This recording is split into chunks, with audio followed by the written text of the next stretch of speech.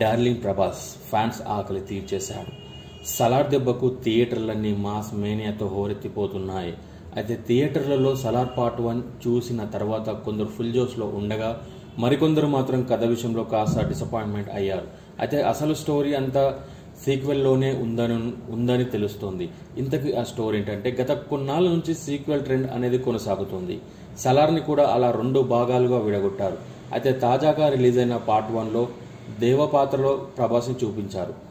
ఆద్యని villains బారి నుంచి కాపాడడం లాంటి సీన్తో ఫస్ట్ హాఫ్ వరదరాజు మన్నార్ కోసం ఎంతకైనా తెగించే ప్రాణ స్నేహితుడు దేవగా ప్రభాస్ని సెకండ్ హాఫ్లో చూపించారు.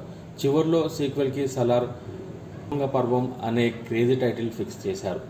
ఇప్పుడు రిలీజ్ అయిన సలార్ పార్ట్ 1 సీజ్ ఫైర్లో చాలా వరకు ప్రశ్నలు వదిలేశారు. శౌర్వంగ పర్వం అంటే ఏంటి?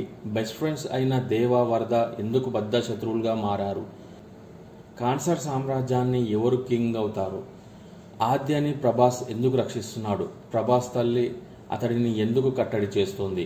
ఇలాంటి చాలా కీ పాయింట్స్ అన్నింటికీ సమాధానాలన్నీ పార్ట్ 2లోనే చూపించబోతున్నారు. అయితే సలార్ పార్ట్ 2కి సంబంధించిన షూటింగ్ చాలా వరకు పూర్తయిందంట. కొన్ని సీన్స్ మాత్రం తీయాల్సి ఉందని తెలుస్తుంది. ప్రస్తుతం కల్కి మూవీతో ప్రభాస్ బిజీగా ఉన్నాడు. ప్రశాంత్ నీల్ తన తర్వాతి మూవీ ఎన్టీఆర్తో చేయాల్సి ఉంది. దీన్ని బట్టి చూస్తే సలార్ పార్ట్ 2 రిలీజ్ ఎప్పుడు అవుతుందో ఏంటనే క్లారిటీ రావాల్సి ఉంది. అలానే ఇప్పుడు వచ్చిన మూవీలో ఉన్న క్యారెక్టర్స్ కాకుండా సీక్వెల్లో కొత్తగా ఇంకేమైనా కొత్త పాత్రలు వస్తాయనేది అయితే వాటి గురించి వేచి చూడాలి.